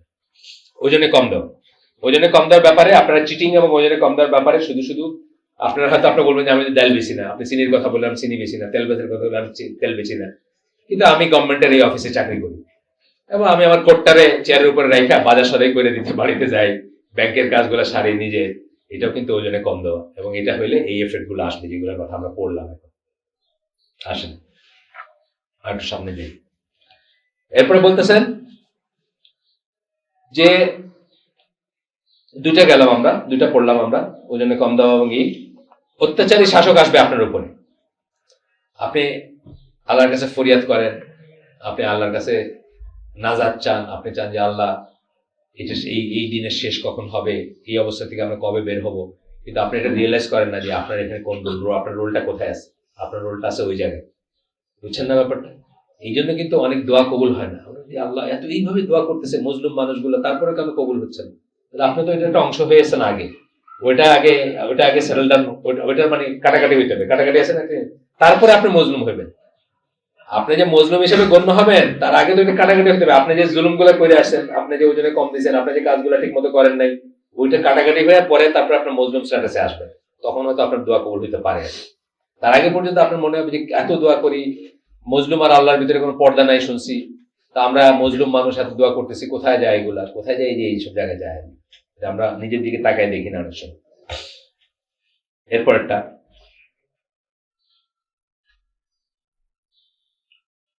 হচ্ছে ইফ পিপল শুড উইথহোল্ড যাকাত, যাকাত যদি আপনি ধরে রাখেন, না দেন, যেটা বাংলাদেশের 99% মানুষ দেয় না যাকাত, যাদের দেওয়ার কথা। বাংলাদেশে খুব অদ্ভুত ফিক চালু আছে, বড় বড় কংগ্লোমার যারা, বড় বড় যারা গ্রুপ, অমুক গ্রুপ অফ কোম্পানিজ আছে না, তারা মনে করে যে আমার 200 কোটি টাকা লোন আছে আর হাতে আছে 100 কোটি টাকা, তা আমি তো মাইনাসে আছি, আমার জাকাত দিতে হবে। 200 কোটি টাকা লোন আর 100 কোটি টাকা আমার আছে, তো মাইনাসে আছি না, আমি তো নিজেই জাকাত প্রাপ্য, এরকম মনে করে। এইভাবে মানে যারা দিতে পারতো তারা দেয় না, আর এমনি সাধারণ মানুষ দেয় না। অনেকে মনে করে এগুলা মানে এরকমও থিওরি আছে বাংলাদেশে। আমি তো দেই, প্রত্যেক বছর আমি বহু পয়সা মানুষকে দান করি। এখন আল্লাহ আমার ভিতর জানেন, আল্লাহ বুঝে নেবেন ওইখান থেকে। আমি যদি বেশি দিয়ে থাকি তাহলে ওইখান থেকে ব্যালেন্স করে নেবেন আল্লাহ, আর কম দিয়ে থাকলে যা লাগে বাকি জীবনে যা দিব ওইখান থেকে ব্যালেন্স হবে আর কি। মানে আল্লাহর সাথে ডিরেক্ট কানেকশন আর কি, হিসাবের কোনো ব্যাপার নেই। জাকাত ছাড়া দুনিয়ার সম্পদ দান করে দিলেও জাকাত আদায় হবে না। যদি আপনি জাকাতের নিয়ত করে জাকাত হিসাবে ক্যালকুলেট না করে দেন, আপনার জাকাত আদায় হবে। আর ওইটা যেটা বললাম যে অদ্ভুত ফিক বাংলাদেশে আছে, যে 200 কোটি টাকা ধার আছে, 100 কোটি টাকা হাতে আছে, সুতরাং আমি তো নিজেই ঋণী, আমার জাকাত কি দিব। ওইটার ব্যাপারে ফিক হচ্ছে যে আপনার পুরো 1 বছর সময় ছিল ওই 100 কোটি টাকা শোধ করে দেওয়া, মানে 200 কোটি টাকা ঋণ আছে, 100 কোটি টাকা শোধ করে দেন, তাহলে আপনাকে জাকাত দিতে হইতো না। কিন্তু আপনার জাকাতের যে 1 বছরের পিরিয়ডটা শেষ হয়ে আজকে চলে আসলো, আপনার হাতে 100 কোটি টাকা আছে, 100 কোটি টাকার উপর আপনাকে জাকাত দিতে হবে। আপনারা দেখে নেন ফিক, সকল বড় স্কলারের মধ্যে এটাই বাংলাদেশে অদ্ভুত একটা ফিক চালু আছে, যে সফটওয়্যারই পাওয়া যায়, এটা থেকে মাইনাস করে তারপর মাইনাসে আছে না, জাকাত নাই কোনো। আসেন এর পরেরটা, এটা কি বললেন যে জাকাত যদি উইথআউট করে মানুষ তখন কি হবে? এটা কখনোই হয় নাই without rain being stop from falling, খরা ছাড়া, ছাড়া। পশু পাখির জন্য আল্লাহ যদি না হইতো তাহলে কোনোদিনই সেই ভূমিতে আর বৃষ্টি হইতো না যেখানে মানুষজন জাকাত না দেওয়াটাকে নন করে নিছে, জাকাত না দেওয়াতে এখানকার প্র্যাকটিস শুরু হয়ে গেছে যেখানে। এরপরে বলতেছেন খুব ইম্পর্টেন্ট কথা, এটা হাইলাইট করা আছে এখানে, যে আল্লাহ এবং রসুলের সাথে মানুষ যে মানে চুক্তি করছে, কভেনেন্ট চুক্তি করছে, সেই চুক্তি যদি ভঙ্গ করে, আমরা কিন্তু অনেক কটা চুক্তি করছি আল্লাহর সাথে, কি বলে আসছে? আলাস্তুবি রাব্বিকুম বলে আসছে, বালা বলে আসছে, নিশ্চয়ই বলে আসছে। আল্লাহ জিজ্ঞেস করছেন আমি তোমাদের রব না? রব মানে কি? প্রতিপালক। এখন আমরা কি মনে করি? এখন মনে করি IMF ওয়ার্ল্ড ব্যাংক খাওয়ায়, আল্লাহর খাওয়ান না, তাই না? এখন রেমিটেন্স খাওয়ায়। এখন ওই যে বলছে যে তাইলে কেমনে চলবে, যদি সত্যিকার ঠিক মতো কাজ করো তাইলে হবে না। মানে আমরা এখন আল্লাহ ছাড়া বাকি অনেক রিজেক্ট দাতা বলে মনে করি আমি। অথচ আমরা 17বার সূরা ফাতিহা 17 রাকাত নামাজে ফরজ সালাতে আমরা বলি ইয়াকা নাবুদু ওয়া ইয়াকা নাস্তাইন, তোমার আমরা কেবলই তোমার ইবাদত করি আর খালি তোমার কাছে চাই। কিন্তু চাওয়ার সময় আমরা দেখতে সারা দুনিয়ার কাছে চাই। ওয়ার্ল্ড ব্যাংক IMF এ খাওয়ায় আমরা মনে করি, আল্লাহ খাওয়া না এখন আর কেউ বিশ্বাস করে না।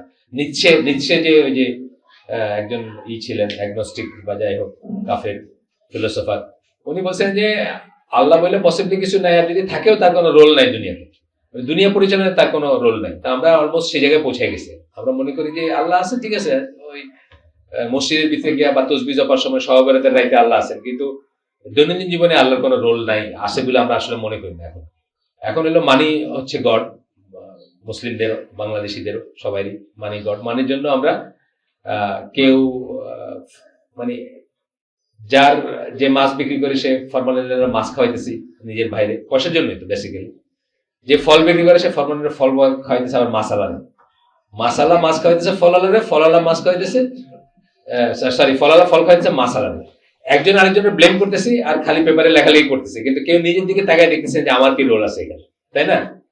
ধরেন আমাদের দিনী ভাইয়ের শাশুড়ি, উনি 2014 সালের টেস্ট রিপোর্টে আসছে যে ওনার কোনো ক্যান্সার সেল নাই, কিন্তু সেই 14 সাল গোটাটা 15 সাল গোটাটা তারে কেমোথেরাপি দিতেছে আর খালি টেস্ট করাইতেছে, পেট সিটি স্ক্যান না কি যেন একটা আছে, এটা করাইতেছে, 80-90 হাজার টাকা লাগে। যে ডাক্তার আর যে টেস্ট করায় তাদের ভিতরে আপনার আন্ডারস্ট্যান্ডিং আছে। এই সম্পূর্ণটাই করতেছে হইলো আপনার মানে ফাঁকা আর কি, বুঝছেন তো? মানে দরকার নাই, করাই যেতেছে তারে টাকার লিঙ্ক। এই লোকই দেখবেন কমপ্লেন করতেছে যে বাজারে এই ডাক্তার নিয়ে এবং এই টেস্ট করেন না লোক, যে সেই কমপ্লেন করতেছে যে কি হয়েছে দুনিয়ার ইমান আমান, কি হয়েছে মানুষ আর এখন করে না, মাছের ভিতরে ফরমালিন দিয়ে আমাদের খাওয়াইতেছে, বিষ খাইতেছে, বুঝছেন না? এই জন্য আমরা খুলে দেন, এটা খোলা থাকারই কথা। এই জন্য আমরা একে অপরকে ব্লেম করতেছি, কিন্তু বুঝতেছি না যে নিজের রোলটা কোথায়। আল্লাহর সাথে চুক্তি ভঙ্গ করা, আল্লাহকে আমরা প্রতিপালক মনে করি, রব মনে করি না। আরো অনেক চুক্তি আছে। আমরা কি বলছি?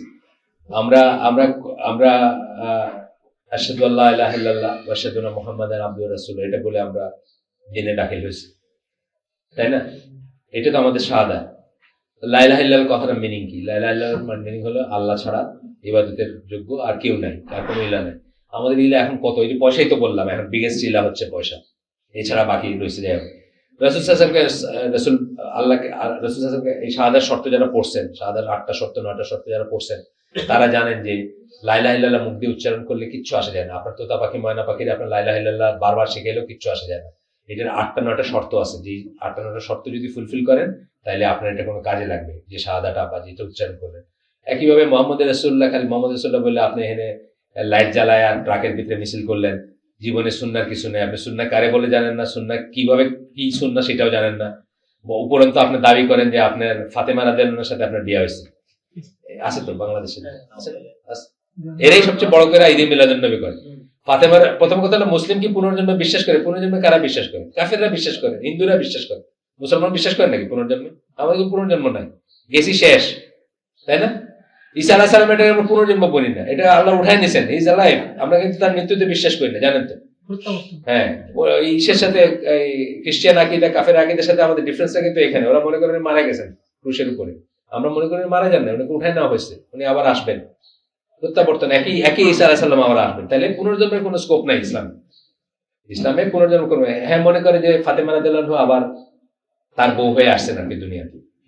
শুধু তাই না, আল্লাহ তার সাথে ইন্সপেক্ট করে, ওই যে জশনের জুলুসের যে অ্যারেঞ্জমেন্ট, ওগুলো নাকি ইন্সপেক্ট করে, পরিদর্শন করার সময় আল্লাহ তার সাথে থাকে না। এবং তারে বলেন যে হ্যাঁ হয়েছে, ঠিক আছে, তোমারটা ঠিক আছে। এই অবস্থায় আসছেন আর কি। তাহলে আল্লাহর সাথে যে কভেনেন্ট ছিল, যে চুক্তি ছিল, আশহাদু আল্লা ইলাহা ইল্লাল্লাহ বলতে যা বোঝাইছেন, আশহাদু আন্না মুহাম্মাদান আবদুহু ওয়া রাসূলুহু বলতে ওইটারও ডেফিনেট কতগুলো শর্ত আছে। তার ভিতরে কি আছে, যে আল্লাহ রাসূল সাল্লাল্লাহু আলাইহি ওয়াসাল্লামকে আপনি নিজের চেয়ে বেশি ভালোবাসবেন।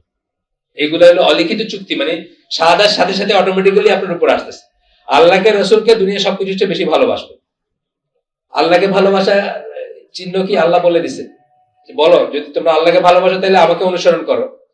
তাহলে আল্লাহ কি করবেন, তোমাদেরকে ভালোবাসবেন এবং তোমাদের গুনাহসমূহ মাফ করে দিবেন। সূরা আল ইমরান 31 নম্বর আয়াত। সো এগুলোর সাথে কোনো ধার মানে নাই। আমরা নিজেদের মন গড়া দিন নিজেরা পালন করতেছি, আল্লাহর সাথে আমরা চুক্তি ভঙ্গ করছি, এই কথাটা বলতেছেন এখানে। If people should break their covenant with Allah and his messenger, তারা আল্লাহর সাথে যে চুক্তি করছে সেটা যদি ভঙ্গ করে, you should realize that this has never happened without Allah sending an enemy against them to take some of their possession by force. এটা কখনোই হয় নাই, যত মানে এই ঘটনা ছাড়া কখনোই হয় নাই। এরকম যদি মানুষ করে তখন কি করবেন, আল্লাহ তাদের এগেইনস্টে শত্রু পাঠায় দিবেন, যারা জোর করে তাদের সম্পদ, ভূমি, পজিশন নিয়ে নেবে। আজকে দেখতেছিলাম, আজকে সিরিয়ান মুসলিমরা, সিরিয়াতে আপনার ভেরি রিসেন্ট কথা, মানে এই সময়কার আগের কথা, সিরিয়ার মার্কেট প্লেস গুলোতে গেলে আপনি ইউরোপে আসেন না মুসলিম দেশে আসেন বোঝার কোনো উপায় ছিল না। সন্ধ্যার পরে দেখবেন মেয়েরা ছেলেরা একসাথে বসে বিড়ি খেতেছে, সিগারেট খাইতেছে, আড্ডা, মানে আড্ডার জায়গা যেগুলা আমাদের এখন, আমি তো এখন দেখছি আমাদের দেশেও চলে আসছে। আমি দেখলাম যে সিলেটে একটা মেয়ে একলা হাঁটতেছে, এটা জাস্ট 10 বছর আগে অকল্পনীয় ছিল।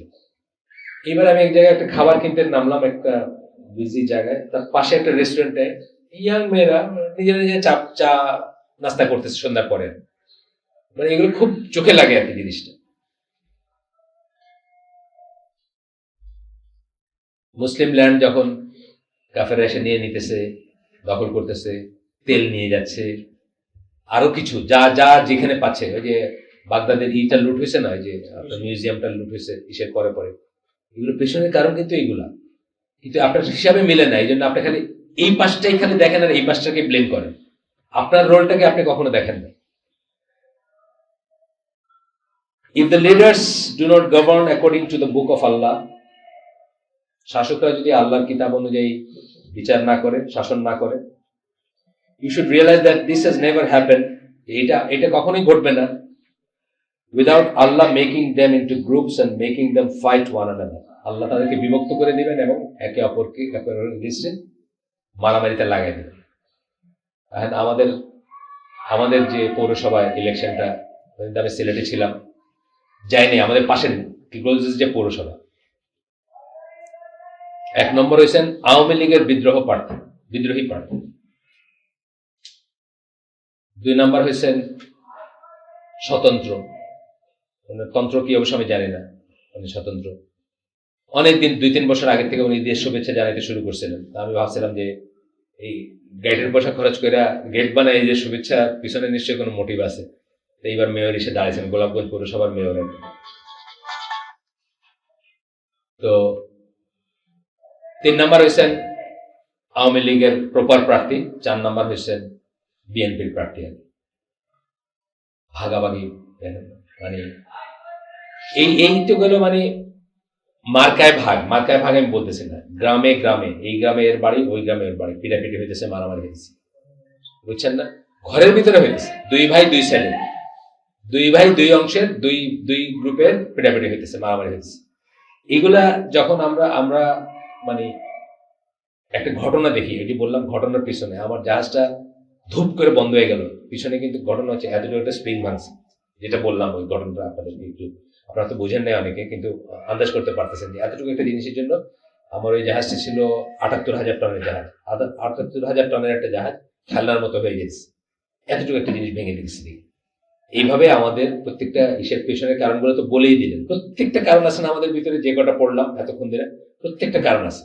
সুতরাং এই অ্যাফ্লিকশন গুলা, এই দুর্ভোগ গুলা, এই অসুখ গুলা, এই দুর্গতি গুলা, এগুলোর পেছনে নিজেদেরকে, এই জন্য আমরা আলোচনা জামার এই যারা ফলো করি তারা কি বলি, আল্লাহকে ভয় করেন, আল্লাহ জমিনে আপনাকে কর্তৃত্ব দিবেন। প্রিকন্ডিশন হচ্ছে আল্লাহকে ভয় করা। আল্লাহকে ভয় করা মানে বাইরের দরকার নেই, আপনার 3.5 হাত শরীরে আপনি ইসলাম প্রতিষ্ঠা করেন প্রথমে। ওয়ানফুসাকুম আহলিকুম নারা, নিজেকে এবং নিজের আহালকে প্রথমে আগুন থেকে বাঁচানোর চেষ্টা করেন। আপনি আপনার শরীরে ইসলাম প্রতিষ্ঠা করেন, আল্লাহ জমিনে ইসলাম প্রতিষ্ঠা করে দিবেন ইনশাআল্লাহ। আর আপনার শরীরে ইসলাম প্রতিষ্ঠা না করে জিন্দাবাদ দিয়ে জমিনে ইসলাম প্রতিষ্ঠা করবেন, সেটা হলো ঘোড়ার আগে গাড়ির মতো। আমরা মনে করি আহলে সুন্নাত জামাত যারা ফলো করি বা যারা আল্লাহ রাসূল সাল্লাল্লাহু আলাইহি ওয়াসাল্লাম যা শিখিয়ে গেছে, যেটার উদাহরণস্বরূপ আমি বলি যে 13 বছরের মক্কার জীবনের একটা হাদিস বের করতে পারবেন না যেখানে আল্লাহ রাসূল বলছেন যে let's get together and establish Islamic state, চলো আমরা সবাই একত্রিত হয়ে একটা ইসলামিক স্টেট প্রতিষ্ঠা করি কোথাও, অথবা আমরা শাসককে, এই কাফের শাসক মক্কার এদিকে অপসারণ করে এখানে ইসলামের হুকুমত প্রতিষ্ঠা করি। একটা হাদিস পাবেন না 13 বছরে। কি বলছেন? তৌহিদ তৌহিদ তৌহিদ, তাই না? আপনারা সেটা করেন, ইনশাআল্লাহ আল্লাহ আপনাকে জমিনে কর্তৃত্ব দিবেন। মানে আমরা যেন বুঝি যে এই কথাগুলো সত্যি, এই কথাগুলোকে যেন খেলা মনে না করি, খেলনা মনে না করি, এই কথাগুলো সত্যি। এবং ওই পেছনের কারণগুলোকে আগে ঠিক করতে হবে, সামনের জিনিসগুলোকে ঠিক পাইতে হবে, বুঝছেন না? মানে এখন যে একটু দুর্গতির ভিতরে আসছি আমরা, এই দুর্গতির থেকে বাইরে হয়ে আসতে হবে, পেছনের জিনিসগুলোকে আগে ঠিক করতে হবে। ওই জিনা ত্যাগ করতে হবে, বা জিনা, চোখের জিনা, কানের জিনা, যা যা প্লাস প্লাস প্লাস যা আছে, মোবাইল ফোনের জিনা, ইন্টারনেটের জিনা, ডিশের জিনা আছে না, সব কানের চোখের যেগুলো, ওগুলো ত্যাগ করতে হবে। ওজনে কম দেওয়া ইন অল স্ফিয়ার্স অফ লাইফ, শুধু মাপে না, চাকরি বাকরিতে কম দিতে হবে, যাকাত সবাইকে দিতে হবে, যা যা বললেন আর কি। এখানে শোনা আল্লাহর সাথে যে চুক্তি করে আসছে, আল্লাহর সাথে যে কথাগুলো, আমি জাস্ট বেসিক চুক্তিটাই বলছি আজকে শুধু, আশহাদু আল্লা ইলাহা ইল্লাল্লাহ ওয়া আশহাদু আন্না মুহাম্মাদান আবদুহু ওয়া রাসূলুহু। এইটাই আপনি শুধু দুইটা এক্সপ্লেনেশন পড়ে দেখেন যে 8টা-9টা শর্ত শাহাদাত, যেটা আমরা সবাই ফুলফিল করতেছি কিনা। আর মুহাম্মদ সাল্লাল্লাহু আলাইহি ওয়াসাল্লামকে নবী মানার 4টা-5টা বলছেন উনি। 4টা-5টার ভিতরে একটা অলরেডি আপনাকে বলছি যে আল্লাহ রাসূল সাল্লাল্লাহু আলাইহি ওয়াসাল্লাম তার বাণী 3টা সি অনেকবার বলছি, ক্লিয়ারলি, কারেক্টলি, কমপ্লিটলি পৌঁছায় দিয়ে গেছেন আপনার কাছে। আল্লাহ রাসূলকে যে মিশন দেওয়া হয়েছিল, যা পৌঁছাইতে বলা হয়েছিল আপনাকে, সেটা উনি ক্লিয়ারলি, কারেক্টলি, কমপ্লিটলি পৌঁছায় দিয়েছেন। ক্লিয়ারলি মানে এর ভিতরে কোনো অ্যাম্বিগুইটি নেই, কোনো বাতেনি জিনিস নাই, কোনো গোপন তত্ত্ব নাই, কোনো গুড় তত্ত্ব নাই, পরিষ্কার ভাবে বলে গেছেন। কারেক্টলি মানে কোনো ভুল করেন নাই, ভুল করে সহবরতার কথাটা আপনারা বলে যান নাই, ভুল করে ঈদে মিলাদুন নবীর কথাটা আপনারা বলে যান নাই, ভুল করে 40-এ 4 দিনের কথাটা আপনারা বলে যান নাই। এখন আপনি বুঝছেন যে উনি ভুলে গেছিলেন, এই জন্য আপনি কারেক্ট করতেছেন, এটার কোনো ই নেই। ক্লিয়ারলি, কারেক্টলি, কমপ্লিটলি, অসম্পূর্ণ কিছু রেখে যান নাই, আপনার লিগে যোগ বিয়োগ গুণভাগ করার জন্য কিছু রেখে যান নাই। এই একটা পয়েন্ট যদি শুধু মানতেন, সমাজ থেকে সকল বিদাত, সকল শিরক চলে যেত।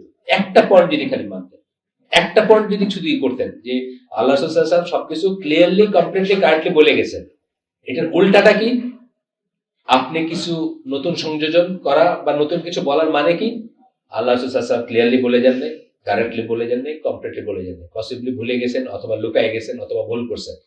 আরো পিছনের আরো ভয়ঙ্কর কথা হচ্ছে আল্লাহ ভুল করছেন বলতেছেন আপনি প্রকারান্তর। আল্লাহ বলছেন সূরা মায়েদা 3 নম্বর আয়াত, বিদায় হজের দিন আল্লাহ বলছেন আজকের দিনে একটা দিন মেনশন করে বলছেন, তোমাদের দিনকে তোমাদের জন্য কমপ্লিট করে দিলাম। মানে ওই দিনে আপনার ইসলামটা কমপ্লিট রূপ পাইছে। তারপরে যোগ বিয়োগ গুণভাগ করা মানে আপনি বলতেছেন আল্লাহ পসিবলি মেড এ মিস্টেক, আল্লাহ পসিবলি ফরগট সামথিং, এটা কিন্তু বলতেছেন আপনি। সুতরাং এই জিনিসগুলো নিজে ক্যারেক্ট করে ফেলেন, দেখবেন যে অনেক বড় চেঞ্জ চলে আসবে। এইখানে যারা আছে তারাও যদি করতে পারে, অনেক বড় চেঞ্জ চলে আসবে জীবনে, তাই না? ব্যাপারটা এরকম আর কি, যে আমরা বাইরে চেঞ্জের আগে এই জিনিসগুলো চেঞ্জ করতেই হবে, এগুলো ছাড়া বাইরে চেঞ্জ হবে না। আমরা চেষ্টা করব, জিন্দাবাদ দিব, মিছিল করব, মিটিং করব, কিন্তু আসলে কোনো চেঞ্জ হবে না। ওই যে শেখ সাদির মতো অবস্থা হবে। শেখ সাদির কে একখানে কৃতদাস বানায় ফেলছে, কৃতদাস বানানোর পরে এক ভদ্রলোকের দয়া হয়েছে, উনি এখান থেকে তাকে আজাদ করছেন পয়সাটা দিয়ে, আয়নার নিজের মেয়ের সাথে বিয়ে দিছে। তো নিজের মেয়ে, ওই মেয়ে খালি দিনে রাতে খোটা দেয় যে তুমি কি সেই ব্যক্তি না যারে আমার আব্বা এত পয়সা দিয়ে ফ্রি করে আনছে। উনি একদিন ফেডাবে বলছে, হ্যাঁ সুন্দরী, আমি সেই ব্যক্তি যারে এত দেহরামে আজাদ করে নিয়ে এসে আবার তোমার কৃতদাসত্বে নিয়োজিত করছে না। তো আমরা দেখবো যে আমরা এক টাইরেন্ট থেকে আরেক টাইরেন্টের হাতে যাই। যেমন ইজিপ্টের কথাটা আপনার ধরেন, ইজিপ্টে কি হোসনে মোবারক থেকে সিসির হাতে আছে, হোসনে মোবারক থেকে সবাই কিন্তু বলতে শুরু করছে হোসনে মোবারক কি ভালো ছিল, তাই না? হোসনে মোবারকের কাছে যারা থাকছে এত বছর, তারা কিন্তু কইছে যে সাদাতই ভালো ছিল। কেন দেখি খামাখা সাদাত তো মারলো, সাদাত কিন্তু অনেক নরম একটা লোক ছিল, নরম দেখে তারা মারছে। আবার সাদাতরা যারা করছে তারা বলতেছে নাসের তো সাদাতের চেয়ে ভালো ছিল, বুঝছেন না? মানে এটা চলতেই থাকবে যতদিন না আমরা ওই জায়গাটাতে ঠিক করবো আর কি। আমরা আইয়ুব খানের এগেনস্টে কত কথা বলছি, যারা পাকিস্তানি আমলে ছিলেন বা যারা মনে করতে পারেন, একটু মনে করতে পারেন, আইয়ুব খান, ইস্কন্দর মির্জা, এদের কথা বলছি না। আমরা দেখছি উত্তর উত্তর তার চেয়ে খারাপ, তার চেয়ে খারাপ, তার চেয়ে খারাপই হয়েছে। আমরা মনে করছি যেন তেন রকম একটা চেঞ্জ হলে বোধহয় আমাদের সব প্রবলেম সলভ হয়ে যাবে, কিন্তু আসলে সেটা হবে না যতদিন আপনি আপনাকে ওইভাবে চেঞ্জ করতে পারেন না। এটা হচ্ছে এই কথাগুলোর মূল কথা। এটা আবার মনে করেন না যে সরকার আমার পয়সা দিছে আপনাদেরকে এগুলো বোঝানোর লিগে, তা না। কিন্তু এটা আমি জেনেরিক নিয়ম বললাম, কারো এগেনস্টে না, কারো ফরে না, জেনেরিক নিয়ম, সাধারণ নিয়ম দুনিয়া, এটা বুঝছেন না? এটা কোনো এক্সেপশন হয় না। আপনি দেখেন যত জায়গায় একটা একটা করে আপনার নাম বলেন, যত জায়গায় এইভাবে ধামাচাপা সলিউশনের চেষ্টা করা হয়েছে, এ সরাই বি, কোনোদিন লাভের বিষয়, খালি ক্ষতি হচ্ছে। খালি এটা আলোচনা যাওয়ার বিশেষ একটা অংশ এটা।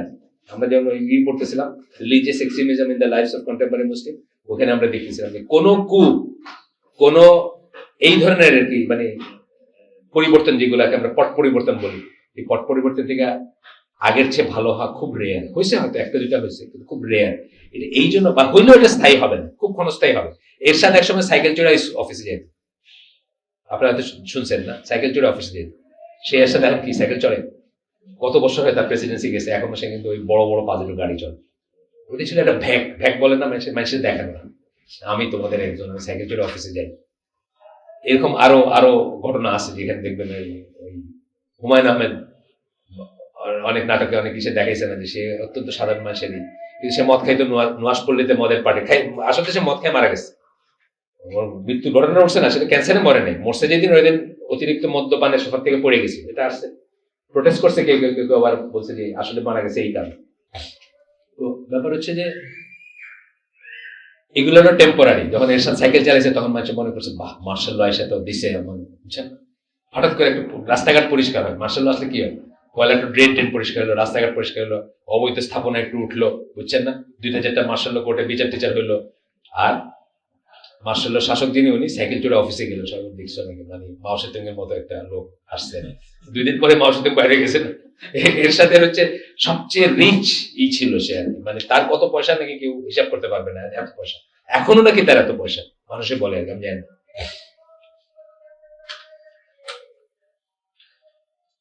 এই হাদিসের শিক্ষা হচ্ছে, যে হাদিসে বড় একটা হাদিস পড়লাম আমরা, ইবনে মাজাহ হাকিমের হাদিস, রিলায়েবল হাদিস, রিলায়েবল বলতে সহি হাদিস, আগেও পড়ছি আমরা এই মজলিসে অন্য প্রসঙ্গে।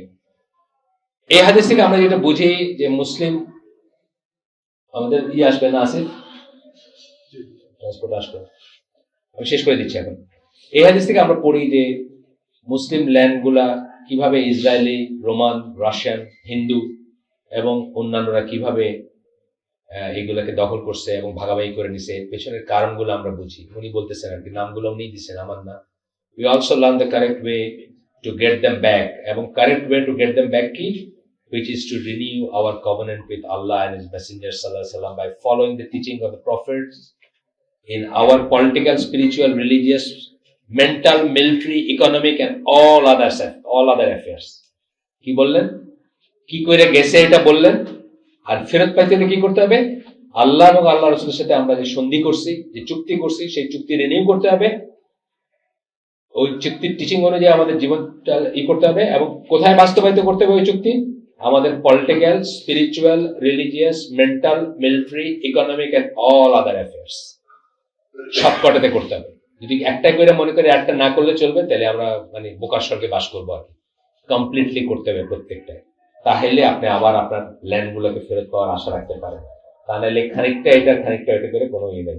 When the Muslims do things the way he did, our lands will come back. He did মানে রাসূল সাল্লাল্লাহু আলাইহি ওয়াসাল্লাম, রাসূল সাল্লাল্লাহু যেভাবে সবকিছু পরিচালনা করছেন, যেভাবে করতে চাইছেন, সেভাবে যদি আমরা আবার করি, আমাদের হারানো ল্যান্ড গুলা, ভূমিগুলা, জগৎগুলা আমাদের কাছে ফিরে আসবে, back to us in time, সময় মতো আসবে, with far less harm than following another methodology would entail. আর অন্য কোনো মেথোডোলজি গেলে অনেক হার্ম আসবে, মারামারি আসবে, কাটাকাটি আসবে, রক্তক্ষয় হবে। সিরিয়াতে হচ্ছে, ইরাকে হচ্ছে, আফগানিস্তানে হচ্ছে, অন্যত্র ইয়েমেনে হচ্ছে, বা অন্য জায়গায় হচ্ছে। অন্য যে কোনো পথে যদি আপনি শর্টকাট চান, শর্টকাট নাই, কোনো দিনের ব্যাপারে কোনো শর্টকাট নেই। ইসলাম প্রতিষ্ঠার কোনো শর্টকাট রাস্তা আমি অন্তত বুঝি নেই আছে। এই শর্টকাট খুঁজতে গিয়েই কিন্তু আজকে আমাদের এই দুর্গতি, এই অবস্থা। আমাদের ভিতরে যারা মনে করছেন যে গণতন্ত্রের মাধ্যমে ইসলামকে ফেরত আনবেন, তারা চেষ্টা করে দেখছেন, গণতন্ত্রের মাধ্যমে ইসলাম আসে নাই। উল্টা তারা আরো নিগৃহীত হয়েছেন, আমাদেরকে আরো ছোট করছেন দুনিয়াতে বা মানুষের কাছে। আল্লাহ আমাদেরগুলো বোধহয় তৌফিক দেন। সুবহানাকা আল্লাহুম্মা ওয়া বিহামদিকা আশহাদু আল্লা ইলাহা ইল্লা আনতা আস্তাগফিরুকা ওয়া আতুবু ইলাইক।